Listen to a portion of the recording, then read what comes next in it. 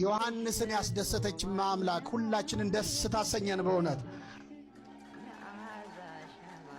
አው ድምጿ ሐዘን ያስረሳል ለካ ደስ አለው። በቃ የሷን ድምጽ ቅድም መምህሩ ከኔ ቀድሞ ያስተማሩት አይኖቼ ማዳንን አይተዋልና ባሪያህን አሰናብተዋል ስምዖን ሲሉ ነበረ። እሱ አይኑ ማዳን ስላየ ነው።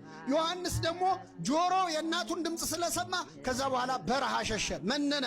የሷን ድምጽ የሰሙ ሰዎች ዓለም ያስጠላቸዋል፣ ምናኔ ያምራቸዋል። እና አንቺ የተባረክሽ ነሽ፣ የማኅፀንሽ ፍሬ ቡሩክ ነው፣ የጌታዬ እናት ወደ እኔ ልትመጪ እኔ ማን ነኝ? የሰላምታች ድምጽ በጆሮዬ በገባ ጊዜ ጽንሱ በማኅፀኔ በደስታ ዘለለ ብላ አመሰገነቻት። አንድ ሁለት ነገር ነግሬያችሁ አበቃለሁ ምዕመናን። አሁን ዛሬ እመቤታችን ያረፈችበት ቀን ነው። ቅድም ወንድምቶቻችን ሞት ለሚሞት ሰው ይገባል፣ ሞታ ለማርያም ያዕጽብ ለኩሉ፣ የማርያም ሞት ግን ሁሉን ያስገርማል ሲሉ ነበር። የእመቤታችን ሞት ለምንድን ነው የሚገርመው?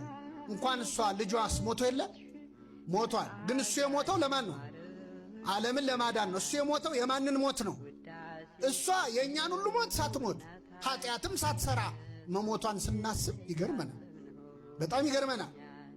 በደል ያልተገኘባት ለምን መሰላችሁ? የድንግል ማርያም ሞት የሚገርመን ሞት ወደ እሷ ሲመጣ የሆነውን ቅዱስ ያዕቆብ ዘስሩግ ተናግሯል።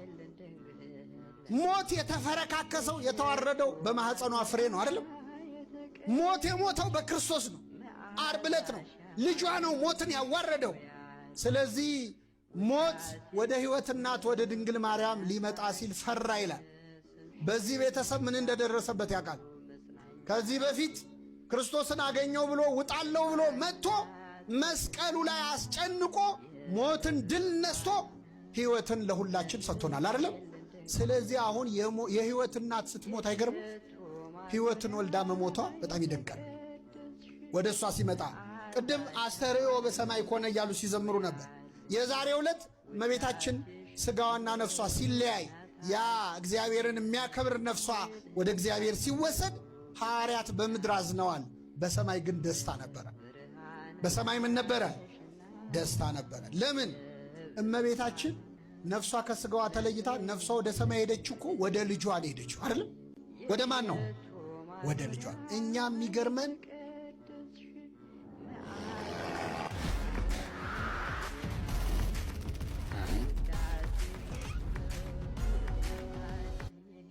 ሄደችው አይደለም? ወደ ማን ነው? ወደ ልጇ። እኛ የሚገርመን በእውነት በሰማይ እንዴት ይሆን የተደረገላት አቀባበል? መላእክት ምን ብለው ይሆን? ገብርኤል እዚህ ጸጋን የተሞላሽ ሆይ ምን ይበልሽ ብሎ ነበር። ወደ ሰማይ ስትመጣ ገብርኤል ምን ብሎ ዘምሮ ይሆን? በእውነት ኤልሳቤጥ ወደ እኔ ትመጪ ዘንድ እንዴት ይሆናል ብላ ይሆን? የሰማይ ቅዱሳን ኅብረት እንዴት ነው የተቀበሏት ድንግል ማርያም? በእውነት እመቤታችን ፍቅሯ በሁላችን ልብ ትሳልበን። አባቶቻችን ሁሉ ነገር ውስጥ እመቤታችን አለች። ይችን ነግሬያችሁ ላብቅ። ልጅ ሲወለድ ምን እየተባለ ነው የተወለዳችሁት? ቀረ እንዴ? ማርያም ማለት ልክ ልንጠይቃት ልክ ስትወልድ ደግሞ ስሟ ይቀየርና የምን አራስ ትሆናለች? የማርያም አራስ። ስትጠይቁ ደግሞ ሄዳችሁ እንኳን ምን ትመልሳለች? እሱ ማርያም ታኖርሽ አይደለም? ምን አገናኘው ይላል። አሁን አንዳንድ ሰው ምን አገናኘው እንኳን ማርያም ማረችሽ። ጽንስና ድንግል ማርያምን አንዳንድ ሆስፒታል ውስጥም ስለ ማርያም ሲያዩ አንዳንድ ሰዎች ምን አገናኛው ከሷ ጋር ይላሉ። ጽንስና እመቤታችንን የማያገናኛቸው መጽሐፍ ቅዱስ ነው። የሰላምታሽ ድምፅ በጆሮዬ በገባ ጊዜ ጽንሱ በማኅፀኔ በደስታ ዘለለ። የእሷ ስም ሲነሳ ጽንስ የሆነ ነገር እንደሚሆን ያየነው መጽሐፍ ቅዱስ ላይ ነው። ስለዚህ ማርያም ማርያም ብለን ተወልደናል። ገና እስከ ምጽአት ድረስ ማርያም ማርያም እያለን እንወልዳለን። እግዚአብሔር ክብር ምስጋና ይድረሰው። በሆነ ምን እናድርግ እንግዲህ? ተጽፎ ያገኘነውን ነው ምን ደግመው። የሰላምታች ድምፅ በጆሮዬ ምን ባለ ጊዜ ትልቁ አዋላጅ እመቤታችን ልጅ። እና ሁሉ ነገሩ እሱ ማርያም። ልጆችም ስንሯሯጥ ድሮ የምን መንገድ ስጠኝ ነበር ምን አቤት ጥቁር ነገር ሰውነታችን ላይ ሲወጣስ ይገርማቸዋል። አንዱ ሰውዬ መረረው። ምንድን ነው አለ። ልጅ ተወለደ ማርያም፣ ሩጫ ሆነ ማርያም፣ አልበዛም ወይ አላቸው። አንድ አባት ጋር ሄዱ ሲላቸው እኛ አባት በእውነት አባቶቻችን መልስ ያውቃሉና ብርቱካን የተቀመጠ ብርቱካን ነበር ቤት ውስጥ። እስቲ ያን ብርቱካን አቀብለኝ አሉት።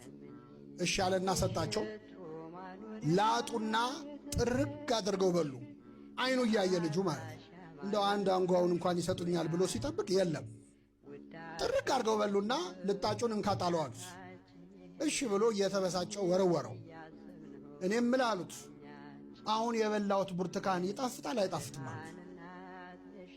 ደሙ ፈላ። እንዴ እኔ ይጣፍጥ አይጣፍጥ እኔ ምን አውቃለሁ አለ። ለምን አታውቅም አሉት። አልቀመስኩትም አለ። የድንግል ማርያምንም ፍቅሯን ካልቀመስከው አታውቀውም አሉት። ምእመናን ጥቅሱ ሊጠፋን ይችላል። ብዙ እናቶች ድንግል ማርያም ታማልዳለች ወይ ይሄው ዮሐንስ ወንጌል ምዕራፍ 2 ላይ እኮ አማልዳለች ብለው ጥቅስ ማሳየት አይችሉም። በሷ ምልጃ የዳነ ቁስላቸውን ግን ገልጠው ማሳየት የሚችሉ ሰዎች አሉ የሉም? ለምልጃዋ ምስክሮቹ እኛ ነን። ከመጽሐፍ አይደለም ያገኘነው። እመቤታችን ለማማለዷ ቆመን መሄዳችን ምስክር የሆንን በጣም ብዙ ሰዎች አሉ። አባቶቻችን ያስተማሩን በተግባር ያዩትን ነው። አባ ጊዮርጊስ ዘጋስጫለውን ነግሬያችሁ ልውረድ። ከኔ ጋር ናችሁ? እዚህ መሃል በእውነት ይህን ትምህርት የምትሰሙ ሰዎች አንድ ጸሎት እንድትጸልዩ እመክራችኋለሁ። አርጋኖነ ድንግል ወይም አርጋኖን የሚበል እስቲ አርጋኖን በሉ። ይኸውላችሁ በጣም ጥልቅ የጸሎት መጽሐፍ። እንደው ለግርማ ሞገስ ለምናምን ለቡዳ አልጋ ላይ ለሚሸና የሚባል መጽሐፍ የለም በቤተ ክርስቲያን። እሺ እሱ ጥንቆላ ነው። በቤተ ክርስቲያናችን ያለው መጽሐፍ ውዳሴ ማርያም፣ ዳዊት፣ አርጋኖን። እስቲ አርጋኖን በሉ። አባ ጊዮርጊስ ነው የደረሰው። በጣም ፍቅሯን ያሳድራል በእውነት። እዚህ መሃል ሁለት አይነት ሰው አለ። አንዳንዱ ሰው እኔ ይቅርታ አድርጉልኝ አልጠላትም፣ ግን ብዙም አይገባኝም የድንግል ማርያም ነገር የሚላል። እንዲህ ለምትሉ ሰዎች እግዚአብሔር ፍቅሯን ይጨምርልን፣ ለሁላችን ይጨምርልን። ኤልሳቤጥ ያመሰገነችው ምን ሞልቶባን ነው? ስለዚህ መንፈስ ቅዱስ ካልሞላብህ እሷ ነገር አይመጣል። ትሁት መሆን አለብህ። እታች ያለ ነገር ለማየት ማጎንበስ ያስፈልጋል። በጣም ትሁት ስለሆነች እመቤታችን ዝቅ ካላልክ አታያትም። ትዕቢተኛ ከሆንክማ ትመጣለች። ሁለተኛው ደግሞ አይ እኔ ድንግል ማርያምን በጣም መውደዴ እንደውም በዝቶብኝ ክርስቶስ ቅር እንዳይለው ለእሷ ፍቅር አብዝቼ ብሎ ደግሞ የሚጨንቀው ሰው አለ። እንደዚህ ካላችሁ እንዳትጨነቁ። የፈለገ ብንወዳት ልጇ ከወደዳት በላይ ልንወዳት እንችላለን። እርሷን መውደድ ጥፋት ከሆነ የመጀመሪያ ወዳጇ ማን ነው? ልጇ ነው። እና አባ ጊዮርጊስ ይገርማቸዋል፣ በጣም እመቤታችንን ይወዳታል።